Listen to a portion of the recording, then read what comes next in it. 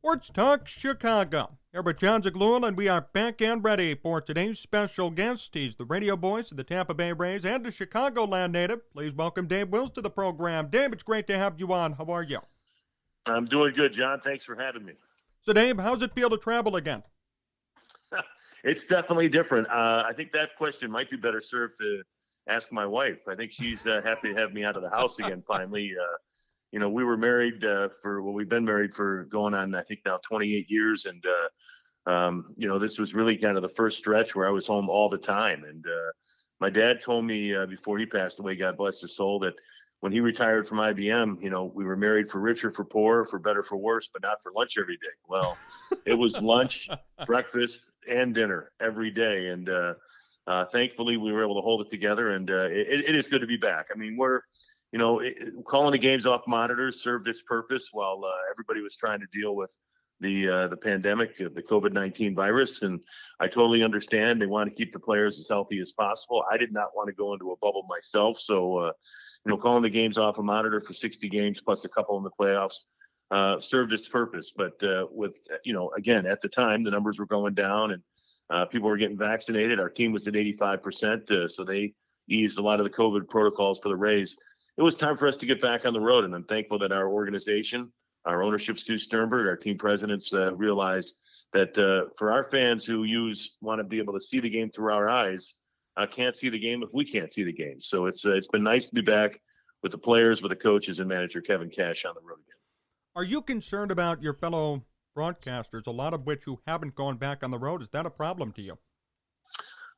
You know what? I mean, there is some concern because, I think what happens is a lot of these people that are making the decisions don't care about programming. They care about the bottom line. And they care whether or not their radio station, television station, their networks are making money. And I think they spent last year realizing that they saved a ton of money by not sending broadcasters on the road. And again, at the time, I totally understood it. But if you want to be in the big leagues, if you want to be a part of big league baseball or any big league sport, there's a cost that's associated with it. And I think there's two ways to do radio and TV broadcasts: the right way and the wrong way. And the right way is for those players or for those broadcasters to be on the road, to be able to see what they are talking about. And for them to not be able to travel, it's disheartening because I think what's going to happen is more and more teams are going to start figuring out, hey, you know what?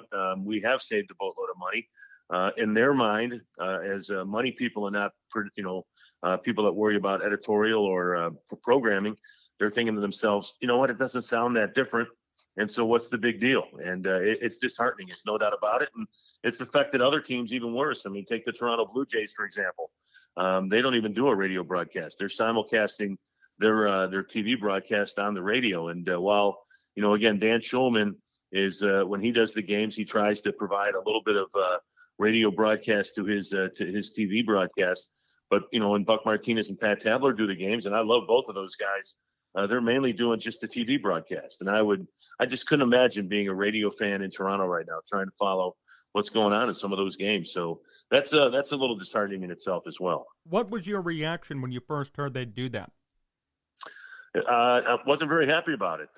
First of all, Ben Wagner is a really, really good guy that has been doing their radio for the last couple of years, and I felt bad for him right out of the gate. But again, it's two totally different mediums. It really is. I know that, I grew up in Chicago, as you mentioned, and I listened to Pat Foley do simulcasting of Blackhawk games for, decades, a couple of decades. And, there's a way that he was able to kind of intertwine it that it worked a little bit, but, it works for hockey because of the game's speed and the fact that Pat did not describe everything, even, on TV and radio, allowed you to kind of have more of an easy listen. Even when you're listening on radio, you still kind of knew what was going on. But baseball, there's so much dead time and there's so much other things you need to fill and to paint the picture of where the outfielders are. And especially in this day and age of shifts, to set up an infield where they're at. You don't do that on TV, and I don't blame them for not doing that on TV. And you start to, what you always worry about, John, is there's always kind of like one guy does something and then you say, you know what? All right, there wasn't that much of a difference and other guys do it. So, I'm sure there's some other teams right now thinking about simulcasting after what the Toronto Blue Jays did. And there's been some pushback, and we'll see if the Blue Jays bring radio back next year or not. What's the most challenging part of calling a game off a monitor?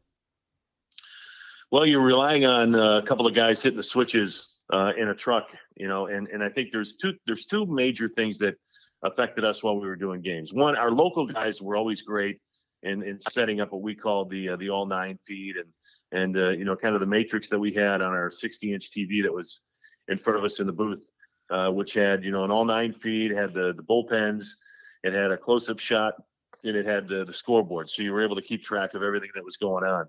But if you were watching the actual play-by-play, when the ball left the bat, if you didn't have a real good guy working the switcher or whatever you want to call it, I'm not up to a lot of TV parlance, but if he was or she was a little late, the ball would leave the bat, and now you got a second or two to kind of figure out the ball. Was it a ground ball? Was it a line drive? Was it a fly ball? Where's it going? Where's it heading? You have a little bit of an idea when the ball comes off the bat that it might be heading to the left side or the right side, but you can't tell if it took one hop or not. And so just tracking the baseball as far as being a radio broadcaster was very, very tough at times. And, I know that last year when we called the final play on the monitors of the American League Division Series against the Yankees, Giovanni Urshela hit an absolute bullet to Joey Wendell at third base. And, I thankfully I had a little lag in the play-by-play to determine that it was a line drive because he caught it right off the shoe tops. But, here's a chance for you to advance to the American League Championship Series on the final play of the game, and you're not even 100% sure what just happened. And thankfully, I got the call right, and thankfully our front office at that time said, you know what, let's get you guys back on the road. And then the other part is when the national TV guys take over, and it's a national TV broadcast, quite honestly, they don't care what Tampa Bay or Atlanta or Cincinnati or the Minnesota Twins radio guys need or want. They're worried about the national broadcast. And we've had some of those instances during the season as well. And today they're doing a YouTube TV broadcast of our game. And we've had a couple of instances of dealing with that. And they don't have all the cameras that we need to broadcast the game. So, you got it on radio. We're supposed to be the eyes of the fans who are tuning in on radio. And if we can't see, they can't see. The worst mistake you made doing a remote game was what? I'm not even sure I could say I had a real worst mistake. I mean, Andy, unfortunately, there was one time where I was looking down at my computer and there was something that happened and there was a major rundown.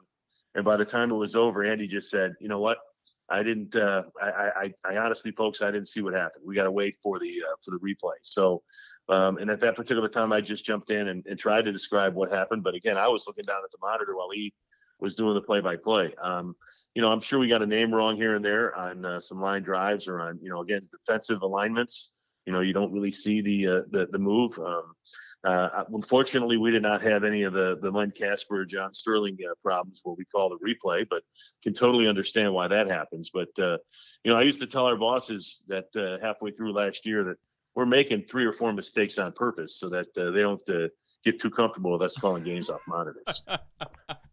Dave Wills here on Sports Talk Chicago. Dave, what's your take on the Rays season so far this year? I think we're about where I thought, where we're supposed to be. I think we've had, a couple of so-so months mixed in with a tremendous month of May that, the team all was hitting on all cylinders, offensively, defensively, and pitching. And, we're a team that depends on run prevention. And since Tyler Glasnow went down on June 15th, we're quite honestly having a little trouble with the run prevention part. Tyler was a big part of the top of our rotation. He could kind of calm things down as most number one starters do after maybe a couple of rough starts here and there. And our defense had been at a very, very high and elite level up until about that point as well. And we've had moments where it's come back, but for the most part, I think our defense has just been very good, not elite like we've seen in the past. And then our offense has been a little skitterish at times. So, at the end of the day, I think we are probably right where we are, supposed to be at 55-39. Like I've said to many people here over the last few weeks, I know people are talking about injuries up and down everybody's roster right now. And, I know that in Chicago, everybody's bemoaning the fact that the White Sox have been besieged by injuries, but it's a lot easier, I think, to cover everyday player injuries because it's the next man up mentality. And if you're never going to have all 9 guys hot at the same time. So if you can keep 2 or 3 guys hot, you're still going to be able to score some runs.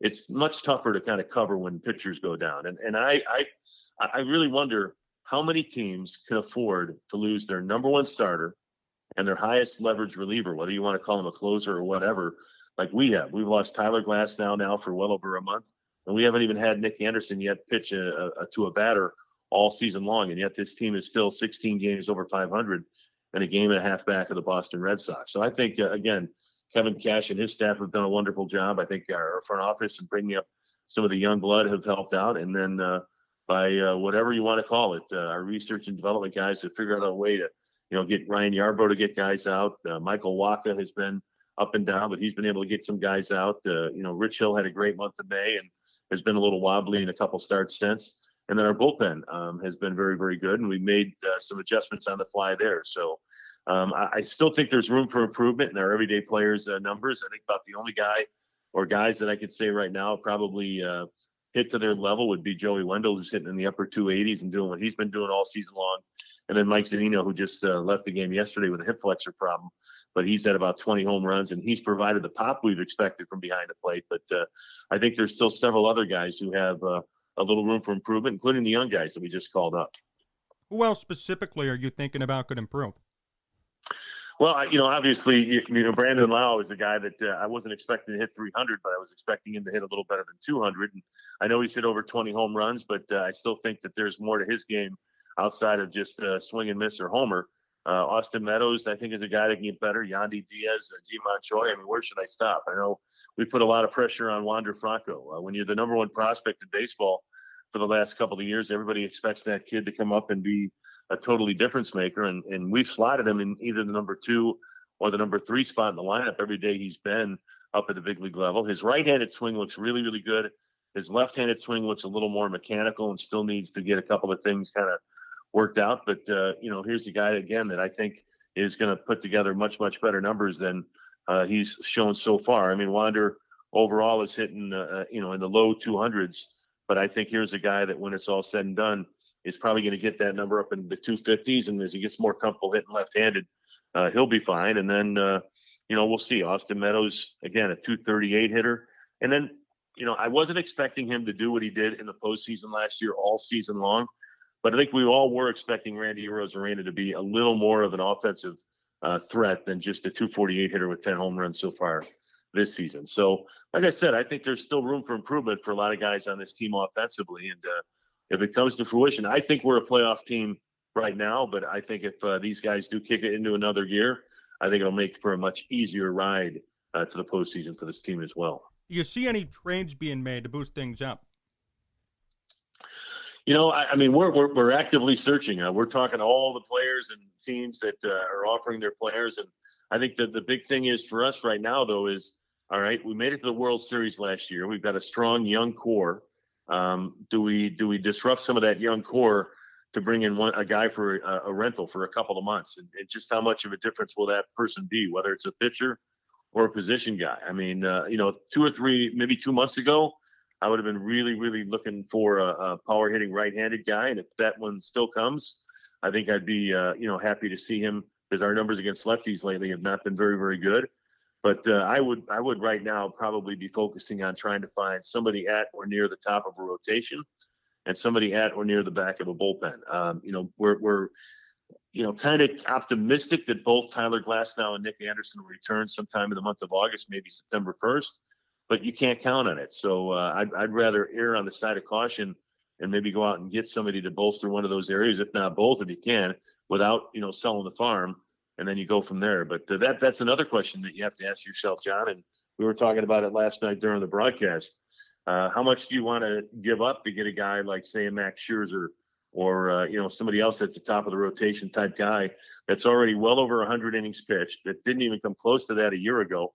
And you're going to want him to pitch into and through October as well. And just how much is he going to have in the tank, and how much are you willing to give up for him? So, those are all questions that I'm sure Eric Neander, our general manager, and his staff are trying to answer right now. And, the other part is, everybody's talking about, well, the Rays window is only open for a significant amount, or, a short period of time.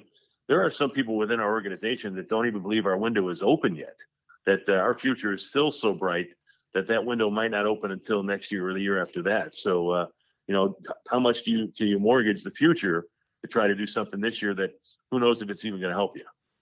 Could they beat the White Sox, Dave, if they get healthy, or if they make a trade, or right now? I don't know if we could beat the White Sox right now because I don't think our pitching staff is as thick as it needs to be to beat them. I think the question for us is when we played them back in mid-June when Tyler Glasnow started that game. I think we showed that good pitching is going to stop that team. I mean, I think it's just the oldest adage in baseball that good pitching will stop good hitting, and Tyler showed that in his game back in mid-June. They also have shown though that when you throw mediocre pitching against the White Sox, that it's going to be tough to stop them. And their starting staff has been very, very good all season long. But my concern for the White Sox right now would be, they have been very, very healthy in their starting rotation. Every one of those guys has made their starts for the most part.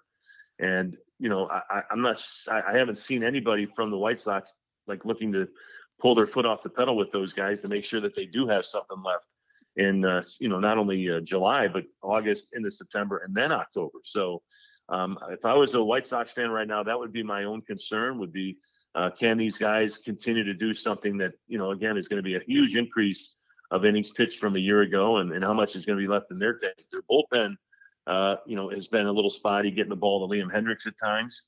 So and their defense is still suspect at most of the time. So they're a good team, but I think when we're healthy, and especially if we get Glasnow back and we get maybe Chris Archer back and we get Nick Anderson back, I'll take our chances. We're the defending American League champs for a reason. We beat everybody in the American League to get to the World Series last year, and when we're healthy, I still don't know if there's a better team than us. As a Sox fan, Dave, how impressed are you with their run right now? You can't help but be impressed. I mean, at the same time, though, I think, from a guy watching it from afar, you can't help but think, all right, well, who exactly are they playing? I mean, when you look around and you look at both, the American League Central and even the National League Central, there's some pretty weak teams in both of those divisions, and not just one team. There's multiple teams. And, when you look at like the American League East, all right, well, the Orioles stink. They're not very, very good. But they still have an all-star in John Means and a pretty good pitcher every once in a while, and they've got some guys in their everyday lineup.